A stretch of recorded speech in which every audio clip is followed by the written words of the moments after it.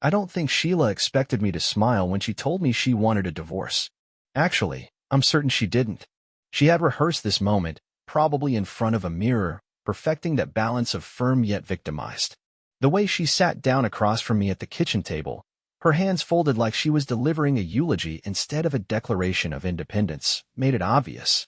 She even let out a deep, theatrical sigh before saying it, like she was doing something incredibly difficult. But when the words finally left her lips, "I think we should get a divorce," my reaction caught her off guard. I smiled. Not just any smile. A slow, satisfied, almost relieved kind of smile. The kind you see on someone who just took their first deep breath after holding it in for far too long. Sheila's face twitched slightly, her confidence cracking. She had been prepared for anger, resistance, maybe even heartbreak. What she wasn't prepared for was indifference. "Okay," I said simply, leaning back in my chair. Her eyes narrowed. "That's it." I nodded, feeling lighter than I had in years. "That's it." She blinked, clearly thrown off. "You don't want to talk about it? Do we need to?" That was when I saw it, just a flicker of something in her expression.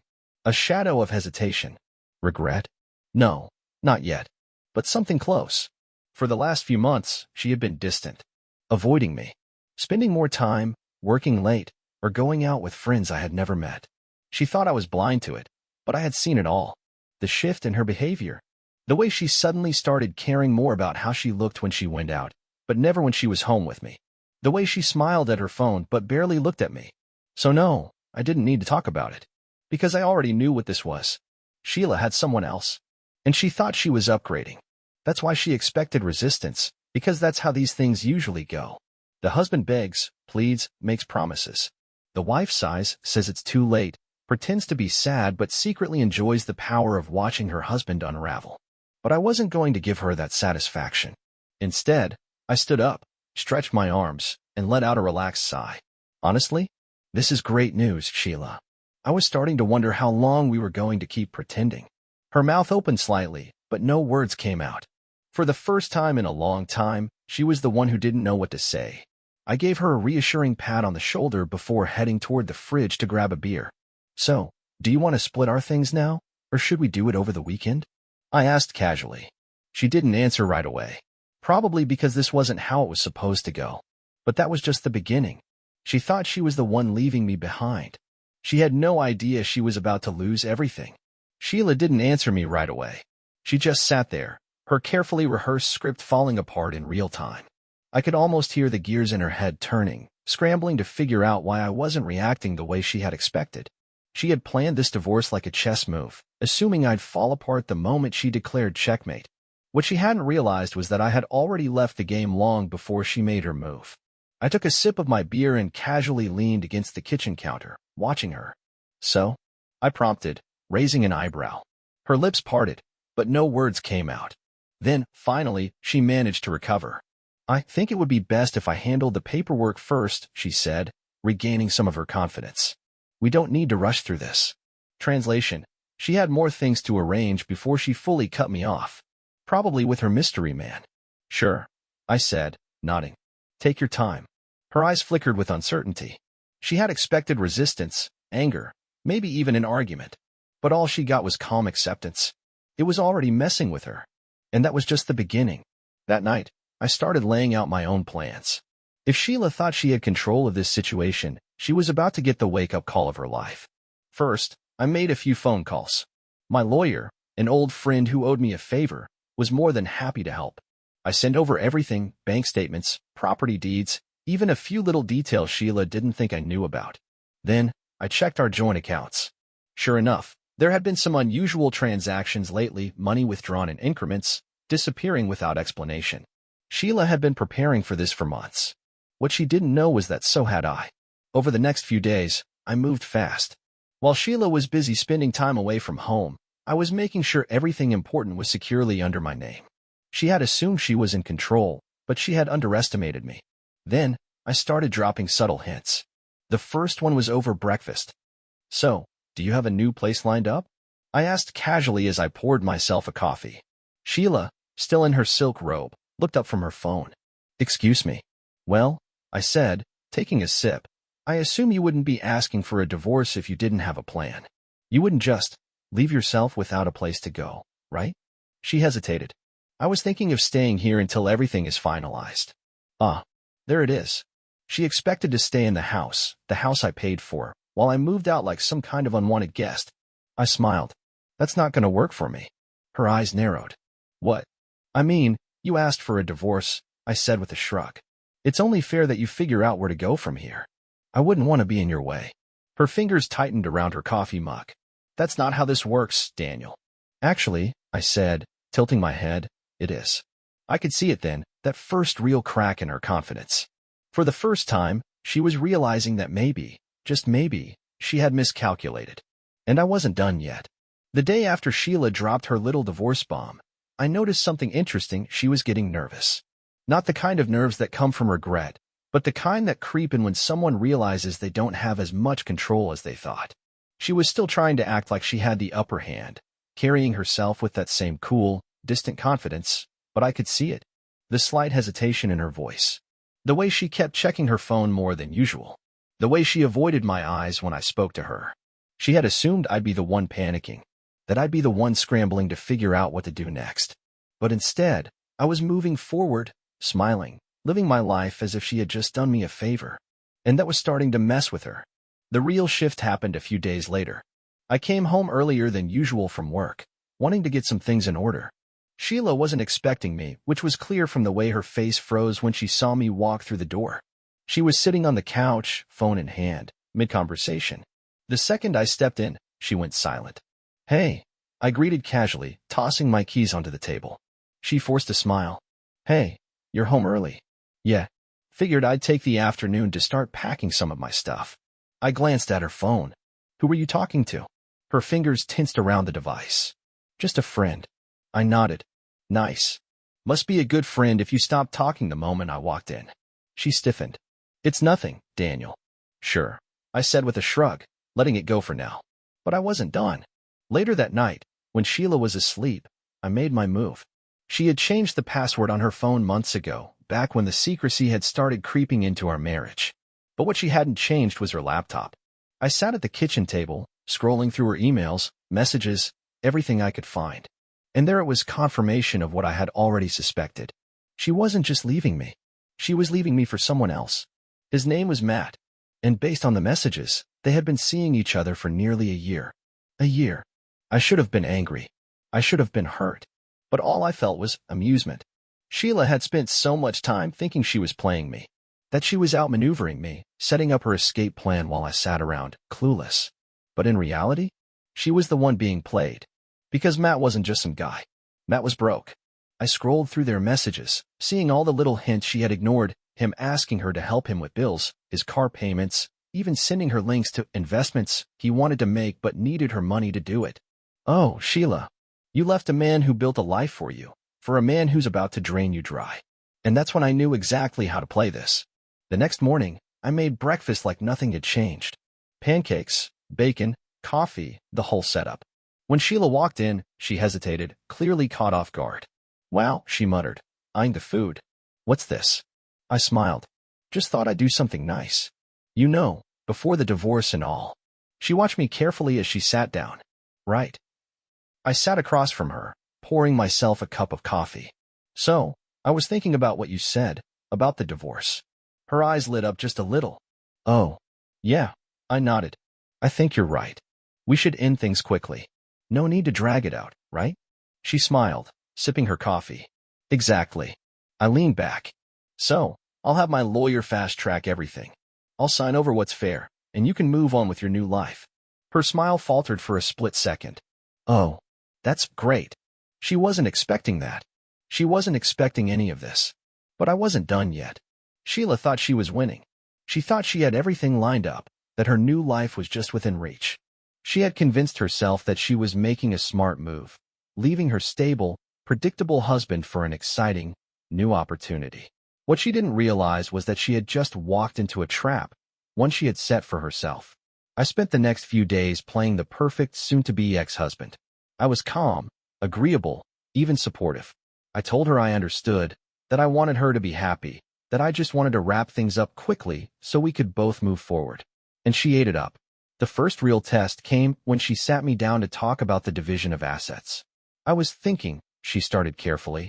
It might be best if I stay in the house at least for a while. I smiled. Oh, for sure. I get it. Her shoulders relaxed slightly. Good. I mean, it just makes sense. Yeah, absolutely, I agreed. It makes perfect sense. She let out a small breath of relief, clearly thinking she had won this round. Then I leaned forward. Just one thing, I said, still smiling. The house isn't in our name. Her forehead creased. What? I took a sip of my coffee, watching the confusion settle into her face. The house, Sheila. It's not ours. It's mine. She let out a nervous chuckle. What are you talking about? I set my cup down. Remember when I refinanced last year? Yeah, that wasn't just for a better rate. I had the deed transferred solely to my name. I tilted my head. So technically, you're a guest here. Her face paled. That's not possible. Oh, but it is, I said.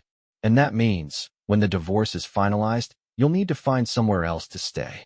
The silence that followed was golden. She was processing, scrambling, realizing that I wasn't the fool she had assumed I was. Finally, she scoffed, shaking her head. You're being ridiculous. I'll get half of everything in the divorce. I grinned. No, you won't. And that's when I dropped the real bomb. I reached into my pocket and slid a folded document across the table. Prenup, Sheila. Her hand trembled slightly as she picked it up. We signed this when we got married, remember? I continued, keeping my voice light. And in it, we both agreed, what's mine stays mine. Including the house. Including my savings. I leaned back, watching the realization dawn on her face. And considering you were the one who filed, well, the court isn't going to look too kindly on any request you make. She looked up at me, her mouth slightly open, like she was struggling to find the right words. You really thought you were about to walk away with half of everything, I said, shaking my head. You really thought I was that stupid? Sheila's face went through 1,000 emotions at once, shock, disbelief, and then something closer to fear. I stood up, stretching my arms. You know what the funny thing is? I probably would have given you something, if you had been honest. If you had come to me and told me you weren't happy. But instead, you played games. And now, I shrugged. Now you get nothing. She pushed back her chair, standing up fast. You can't just throw me out like this. I raised an eyebrow. Why not? I need time, she stammered. I need to figure things out. I smiled. Should have thought about that before you started dating a guy who can't even afford his own apartment. Her jaw tightened. That was it. The final confirmation. She had really thrown away everything for a guy who couldn't even support himself. I walked past her, heading toward the door. You have a month, Sheila, I said over my shoulder. After that, you're on your own. I didn't wait for her response. Because for the first time in years, I was the one walking away. The shift in Sheila was instant. For months, maybe even years, she had carried herself like she was the queen of this house, like she was the one in control, the one calling the shots. But the moment she realized she wasn't leaving this marriage with half of my assets, that she wasn't getting the clean break she had fantasized about, the cracks in her perfect facade began to show. The next few days were entertaining, to say the least. At first, she tried to act like nothing had changed. She still moved around the house like she belonged there, still put on that cool, unaffected demeanor, as if my little reveal had just been a minor inconvenience. But I could see the truth in her eyes. She was spiraling. She had planned for every possible reaction I could have. Anger, begging, even trying to win her back. But she had never planned for this. She hadn't expected to be the one caught off guard. And it was driving her insane. The first real crack came when she started picking unnecessary fights. I had just finished making dinner for myself, steak, roasted vegetables, a glass of red wine, when she came stomping into the kitchen. Oh, so now you're cooking for yourself? She snapped. I cut into my steak, completely unfazed. Yeah, I was hungry. She crossed her arms. You never used to cook when we were together. I chewed, swallowed, and shrugged. Maybe I didn't feel like it back then. She scoffed. Wow, real mature, Daniel. I took another bite. You're the one yelling over a steak, Sheila. She clenched her fists. You're just enjoying this, aren't you? I set my fork down, wiping my mouth. Enjoying what? This. She gestured vaguely around the kitchen. Watching me struggle. Watching me. I tilted my head. Watching you what? She hesitated. And that was the moment it hit me. She was struggling. I had assumed she would immediately move in with Matt, her new guy. But the way she was acting, The way she was still here, still trying to act like she had any power left in this house. It told me something she hadn't admitted yet. Things weren't going as smoothly as she thought they would. Matt hadn't let her move in yet, which meant she had nowhere to go. I leaned back in my chair, suppressing a smirk. Is something wrong, Sheila? She shot me a glare. Screw you. Then she stormed out. And I just sat there, sipping my wine, enjoying the moment. The next day, I decided to push things a little further. I had been planning on redecorating the house for a while, but now it was personal. I spent the morning boxing up all of Sheila's things, her clothes, her makeup, her stupid little decorative candles she insisted on keeping in every room. By the time she came home that evening, the house already looked different. She froze in the doorway, staring at the piles of boxes stacked near the entrance. What the hell is this? I smiled. Just getting a head start. Her mouth opened, then closed, then opened again. You can't just pack up my stuff. I shrugged. It's not your stuff anymore. You said you wanted out, remember? She marched over, grabbing one of the boxes and yanking it open. This is ridiculous. I still live here. I leaned against the wall, arms crossed. Actually, you don't. Her eyes snapped up to mine. Excuse me. I pulled out my phone, scrolling for a second before turning the screen toward her. It was a copy of our lease agreement. The lease that had my name on it. Not hers. You were never on the paperwork, Sheila, I said, my voice casual but firm. You lived here because we were married. But now, legally, you're just a guest. Her face went completely pale. For the first time, she was the one without options. For the first time, she wasn't the one in control. She swallowed hard. You're not serious. I slipped my phone back into my pocket. You've got 2 weeks to find a new place. Her hands curled into fists. You can't just throw me out. I sighed, rubbing the back of my neck. I don't know what to tell you, Sheila. Maybe Matt has a couch you can crash on. Her jaw clenched at the mention of his name. And that's when I knew, without a shadow of a doubt, Matt wasn't working out the way she thought he would. She had walked away from a stable life, convinced that she was stepping into something better. And now she was realizing she had made the biggest mistake of her life. Sheila was unraveling. I could see it in the way she carried herself, in the way her once perfect composure started cracking around the edges. She was used to being in control, used to manipulating situations to her advantage. But now, the script had flipped, and she had no idea how to handle it. The next few days were a spectacle. She tried everything: passive aggression, fake apologies, and even an attempt at seduction, which would have been hilarious if it weren't so pathetic. But I stayed calm, unmoved, and completely indifferent. And that was what drove her insane. The real meltdown started when she got a text from Matt in the middle of dinner. I wasn't paying much attention at first. I was too busy enjoying the steak I had made myself. But the second I heard her phone buzz, I noticed the way she stiffened, the way her fingers tightened around the fork, the way her whole demeanor changed in an instant. I leaned back in my chair, watching as she hesitated before picking up her phone. Whatever she saw on the screen made her face go pale. Something wrong? I asked casually, sipping my wine. She forced a tight smile. No, just something I need to take care of. She stood up abruptly, taking her phone with her as she walked out of the room. I waited a few seconds before following her. She was in the living room, pacing back and forth, phone pressed tightly to her ear. What do you mean? She hissed. You promised. No, Matt, we talked about this. I told you I'd have everything ready. No, you don't get to just Matt. Matt. Silence. Then, she let out a frustrated noise and threw her phone onto the couch. I took that as my cue. That didn't sound good. She whirled around, eyes blazing. Were you listening to me? I smirked. Hard not to when you're practically screaming. She exhaled sharply, running a hand through her hair. It's nothing. Really. I tilted my head. Because it sounded like Matt just bailed on you. Her jaw clenched. I laughed, shaking my head. Wow. He really left you hanging, huh? Guess that whole new life thing didn't work out the way you thought it would. Shut up, Daniel, she snapped. No, really. I continued, my voice dripping with mock concern. Where are you going to go now? You do have a backup plan, right? Sheila swallowed hard, and that's when it hit me. She didn't. For months, she had been so confident, so smug, thinking she had everything figured out. She thought she was upgrading, trading me in for something better. But now she was standing in front of me, completely lost, completely alone. And she had no one to blame but herself. The next day, I took things one step further. I had been patient, letting her come to terms with the fact that she had made a mistake. But now it was time to speed things up. While she was out, probably trying to figure out where the hell she was going to live, I changed the locks. It was completely legal. I owned the house, she wasn't on the lease, and she had already filed for divorce. I had no obligation to let her stay. So, when she came home later that night and tried to open the door, only to find that her key didn't work, I sat back on the couch and waited. The banging started almost immediately. "Daniel," she shouted. "Daniel, open the damn door." I took my time, finishing my drink before finally standing up and opening the door just enough to look at her. Her face was flushed, her eyes wild. "What the hell did you do?" I smiled. "Oh, I just figured, since you're leaving soon anyway, there was no point in keeping the old locks." Her hands curled into fists. "You can't do this." I leaned against the doorframe. "I can." And I did.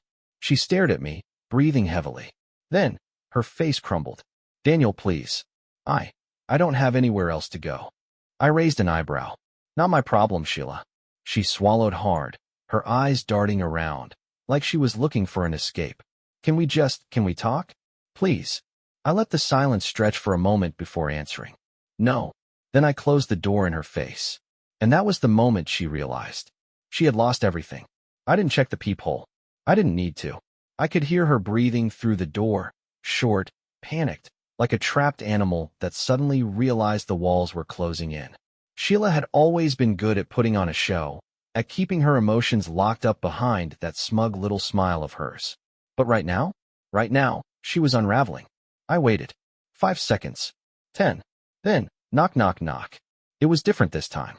Not the angry pounding from before. This was desperate, controlled, pleading. "Daniel." Her voice was softer now, barely above a whisper. "Please, can we just talk?" I exhaled slowly, letting my fingers rest on the doorknob. If this had been a few months ago, maybe even a few weeks ago, I might have caved. I might have let her come back inside, let her spin some manipulative excuse, let her win. But not anymore. Not after everything. I turned around and walked away. The next morning, I stepped outside to get my mail, half expecting to see Sheila curled up on the porch. But she wasn't there. Instead, there was a single, crumpled note stuck between the door and the frame. "Daniel, please. I need to talk to you. Just 5 minutes. Please." "No, I'm sorry. No, I made a mistake. Just I need something from you." Typical Sheila. I didn't bother replying. I had already given her too much of my time, too much of my energy. She made her bed. Now she had to lie in it. But part of me was still curious. Where had she gone? A few hours later, I got my answer. I was sitting in my car at a red light when I saw her. She was standing outside a cafe, hunched over her phone, looking rough. Her hair was messy. Her clothes were wrinkled. She didn't look like the polished, put-together woman she used to be. And the best part? She wasn't alone. Matt was there too. And he looked pissed. I watched from a distance, pretending not to see them as they argued. Sheila kept gesturing wildly, pleading, while Matt stood there with his arms crossed, shaking his head. Then, finally, he turned and walked away. Just like that. Sheila was officially out of options. I should have driven off, should have left her standing there in the cold, but I wanted to see what she'd do next. She stood frozen for a moment, her hands clenching into fists. Then, slowly, she turned her head and looked around, like a lost child in the middle of a crowded mall. Then her eyes landed on me. For a second, neither of us moved. Then, slowly, cautiously, she started walking toward my car. I could see it all over her face. The regret, the desperation, the realization that she had lost everything. I rolled down the window. "Something wrong." She swallowed hard. "Daniel." I held up a hand. "No." She blinked. "What?" "I know what you're about to do," I said. "You're about to say you're sorry. You're about to tell me you made a mistake, that you were confused, that you didn't know what you were doing. And then, after that, you're going to ask me for help." Sheila's eyes flickered. But here's the thing," I continued. "I don't care." She sucked in a sharp breath. "I gave you everything," I said. "I gave you a life, a home, security. And you threw it all away because you thought you could do better." Her lips trembled. I wasn't thinking." I smirked. "Yeah, that much is obvious." She opened her mouth, then closed it again. For the first time in her life, she had nothing to say, nothing to offer, nothing to manipulate. I put the car in drive. "Goodbye, Sheila." She reached out, like she was about to say something else, maybe one last desperate plea, but before she could, I rolled up the window and drove away. I didn't look back. I didn't look back. Not once. As I drove away, there was no sense of victory, no overwhelming triumph. Just peace. A quiet, satisfying stillness that settled deep inside me. I had spent years, being the man who gave and gave while Sheila took and took. And now? Now I was finally free. But I wasn't done yet. A week passed. Then another. Sheila tried reaching out a few times, calls, texts, even an email that I deleted without opening. She had finally realized that I wasn't playing along anymore, that the door she had confidently slammed shut behind her wasn't just closed, it was locked. Then, one evening, I got a call from an unknown number. I wasn't going to answer, but something in me said to pick up. I put the phone to my ear. Hello. Silence. Then, Daniel. It was her. I sighed. What do you want, Sheila? She hesitated, her voice quieter than I had ever heard it. I wanted to say I'm sorry. I leaned back in my chair, letting the words hang in the air. For what? For everything, she admitted. For taking you for granted. For thinking I could just walk away and have it all work out. I didn't say anything. I lost everything, she whispered. Matt's gone. My savings are almost gone. I don't even have a real place to stay anymore. I should have felt bad for her. Should have felt something. But all I felt was nothing. I had spent too much time caring, too much time hurting. That part of me was gone now. She let out a shaky breath. I know I can't undo what I did. I know I don't deserve anything from you. But I wanted to say it. I wanted you to know that I understand now. I closed my eyes for a moment, then exhaled. Okay, I said simply. She waited, probably expecting more. A second chance. A sign of weakness. But there was nothing left to give her. She had made her choices. Now she had to live with them. Goodbye, Sheila, I said, my voice steady. She didn't respond. Just a soft, resigned exhale before the line went dead. I put the phone down, feeling lighter than I had in years. And with that, I moved on. For good.